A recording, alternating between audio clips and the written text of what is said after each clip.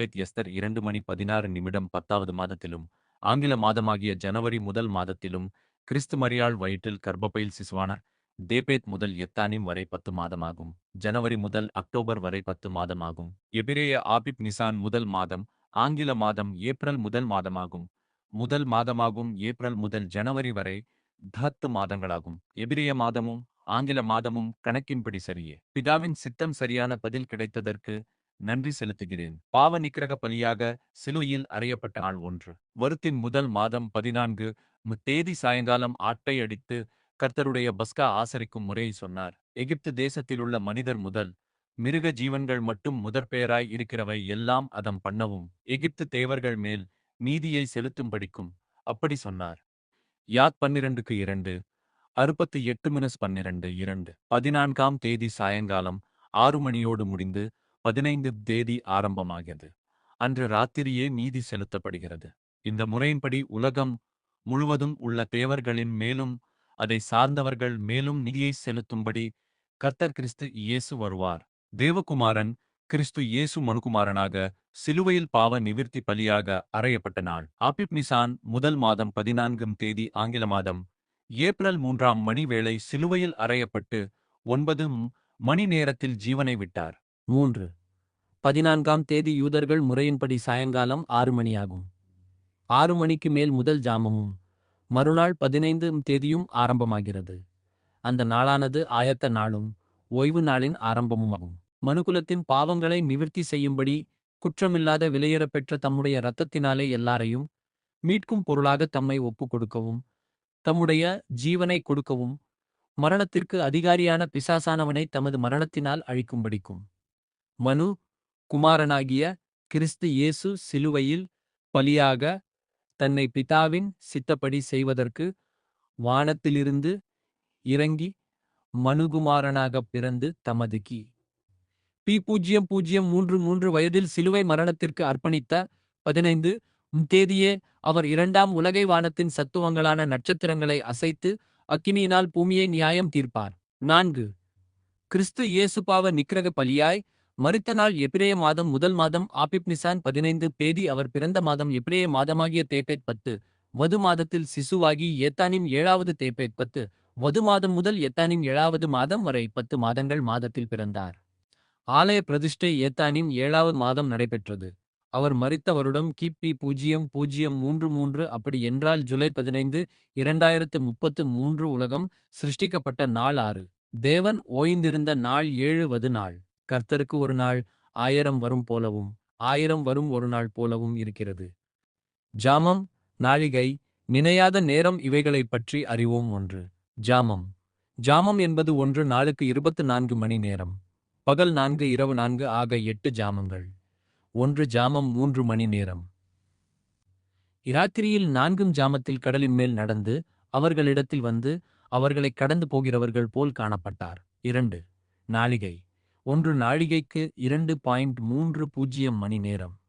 24 மணி நேரத்திற்கு 24/2.5 60 நாழிகையானது 1 நாளாகும். 3. நினையாத நேரம் சேவல் கூவும் நேரம் 4 ஜாமம் அதிகாலை 3 மணி விடியற்காலை என்பது 5 மணி முதல் 6 மணி வரை 3 மணி முதல் 6 மணி வரை 4 ஜாமம் 3 2.5 7.30 நாழிகையாகும். 7.30 நாழிகையில் நினையாத நாழிகையில் மனுகுமாரன் கிறிஸ்து இயேசுவார். எதற்காக அப்படி சொன்னார் என்றால் நீங்கள் ஆயத்தமாக இருக்கவும் ஜெபத்தில் விழித்திருக்கவும் அவருடைய தொடர்பு விட்டு போகாதிருக்கவும் சாத்தானால் சோதனைக்குட்படாதபடிக்கும் அதிகாலை ஜெபம் முக்கியம் என்பதை தெளிவுபடுத்தவும் பரிசுத்த ஆவிக்குள் ஜெபம் பண்ணி தேவனின் அன்பிலே காத்திருக்கவும் நித்திய ஜீவனு நுக்கேதுவாக கர்த்தராகி இயேசு கிறிஸ்துவினுடைய இரக்கத்தை பெற காத்திருக்கும்படி அப்படி சொன்னார். 2. மனுகுமாரன் தம்முடைய மகிமையோடும் பிதாவின் மகிமையோடும் பரிசுத்த தூதர்களின் மகிமையோடும் வரும்போது தமது மகிமையுள்ள சிங்காசனத்தின் மேல் வீற்றிருப்பார். மனுகுமாரன் மிகுந்த வல்லமையோடும் மகிமையோடும் மேகத்தின் மேல் வருகிறதைக் காண்பார்கள். 3. அந்த நாள் உக்கிரகத்தின் நாள். அது இக்கட்டும் இடுக்கமுமான நாள். அது அழிவும் பாழ்கடிப்புமான நாள். இருளும் அந்த காரமுமான நாள். அது மப்பும் மந்தாரமுமான நாள். கர்த்தருடைய பெரிதும் பயங்கரமான நாளில் அவருடைய சம்பத்தை சேர்க்கும் நாளாகும். 4. சென்டென்ஸ் கிறிஸ்து இயேசு தமது 30 வயதில் ஞானஸ்நானம் பெற்று 3 வருட தேவனுடைய ராஜ்யத்தின் உபதேசத்தையும் மரித்து உயிர்த்தெழுந்து 40 நாளவும் தேவனுடைய ராஜ்யத்திற்குரியவைகளை தம்முடைய சீர்களுக்கு பேசின உபதேசத்தை சீர்கள் மூலமாய் அறிவிக்கப்பட்ட அவரது உபதேசத்தையும் இந்த கடைசி காலத்தில் தம்முடைய ஊழியக்காரர்கள் மூலம் அறிவித்து வருகின்ற சத்தியத்தின்படி நடந்து பயபக்தியாய் கிறிஸ்துவுக்குள் மரித்தவர்கள் கர்த்தராகிய கிறிஸ்து இயேசு ஆரவாரத்தோடும் பிரதான தூதனுடைய சத்தத்தோடும் தேவ எக்காலத்தோடும் வானத்திலிருந்து இறங்கி வருகிற வேளையில் கிறிஸ்துவுக்குள் மரித்தவர்கள் முதலாவது மறுரூபமாக எழுந்திருப்பார்கள். 5. கிறிஸ்து இயேசுவுக்குள் பரிபூரணமடைந்து பரிசுத்தமாய் வாழும் தெரிந்து கொள்ளப்பட்டவர்களை வானத்தின் ஒரு முனை முதற்கொண்டு மறுமுனை மட்டும் 4 திசைகளிலும் இருந்து தம்முடைய தூதர்களால் கூட்டிச் சேர்ப்பார். அவர்கள் மறுரூபமாக பூமியின் அழிவுக்கு தப்புவிக்கும்படி மேகங்கள் மேல் அவர்களோடே ஆகாயத்தில் எடுத்துக்கொள்ளப்படுவார்கள்.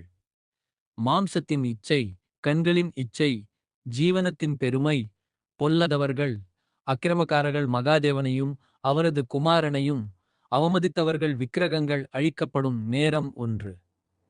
ஜூலை 15, 2033 பகல் ஜாமம் 6 மணி முதல் சாயங்காலம் 6 மணி வரை 4 ஜாமத்தில் சூரியன் உதயமாகும்.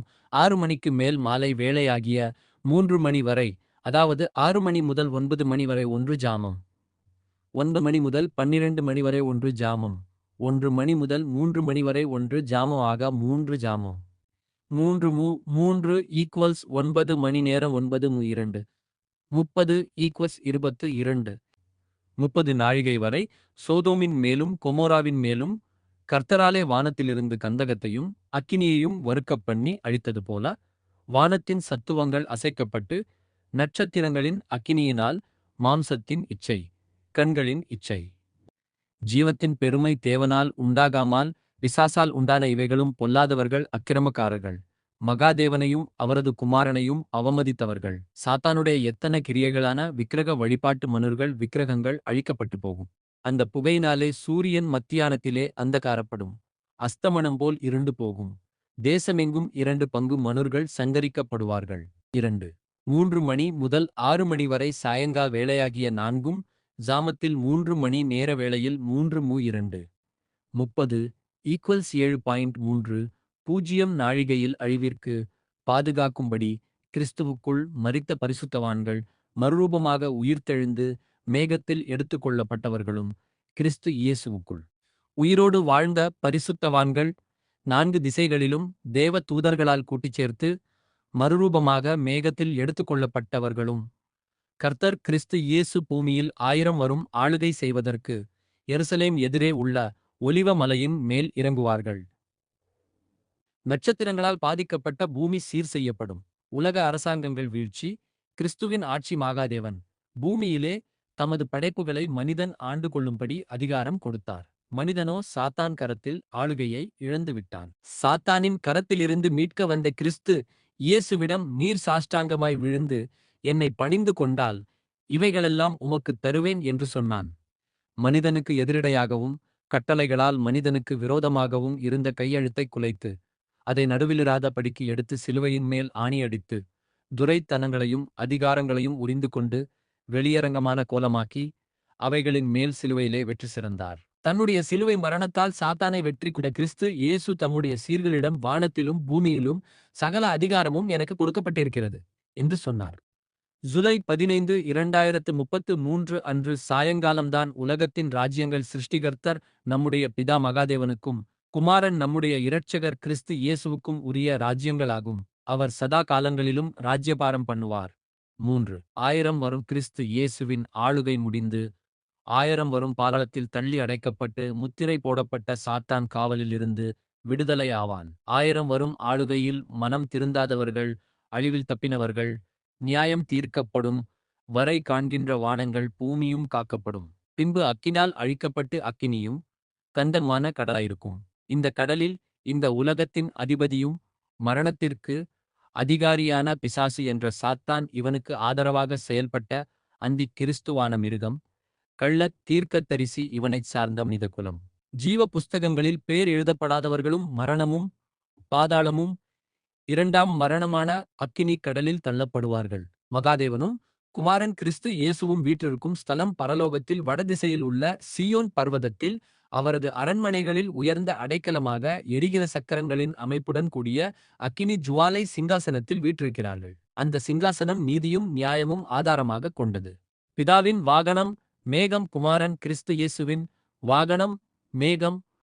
ஜாதி மத பேதமின்றி அனைத்துலக சகோதரர்களே, நம்முடைய தேவன் கோபத்திற்கு ஆளாகாமல் தேவனையும் அவரது குமாரன் இரட்சகரான கிறிஸ்து இயேசுவையும் அறிந்து கொண்டு அழிவுக்குத் தப்பும்படிக்கும் நித்திய ஜீவனை அளிப்பேன் என்ற வாக்குத்தத்தத்தை பெற்று பரலோகத்தின் நித்திய சுதந்திரவாளியாக இம்மையிலும் மறுமையிலும் வளமுடன் வாழ்க்க குறிப்பு. மகாதேவனின் திருவருளாலும் குமாரன் கிறிஸ்து இயேசுவின் கிருபையாலும் ஆசீர்வாதம் பெற்ற பரிசுத்தவான்கள் அறியாத மற்ற சகோதரர்களுக்கு அறியும்படி எல்லா மொழிகளிலும் பிரதி எடுத்து இலவசமாகவோ தேவப்பணி தொடர பிரிண்ட் கூலி எதுவோ அதை நன்கொடையாகவோ பெற்று தேவனுக்கு திருப்பணி செய்ய அன்புடன் வேண்டுகிறேன். தேவன் ஒருவரா அல்லது மூவரா? ஆகம விதிப்படி விளக்கம்.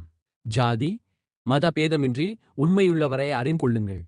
நான் ஒருவராய் வானங்களை விரித்து நானே பூமியை பரப்பினவர். நான் கர்த்தர், இது என் நாமம், இன்றைக்கும் இதுவே என் நாமம். தலைமுறை தலைமுறை தோறும் இதுவே என் பேர் பிரஸ்தாபம். நானே கர்த்தர், வேறொருவர் இல்லை, என்னைத் தவிர தேவன் இல்லை. 2.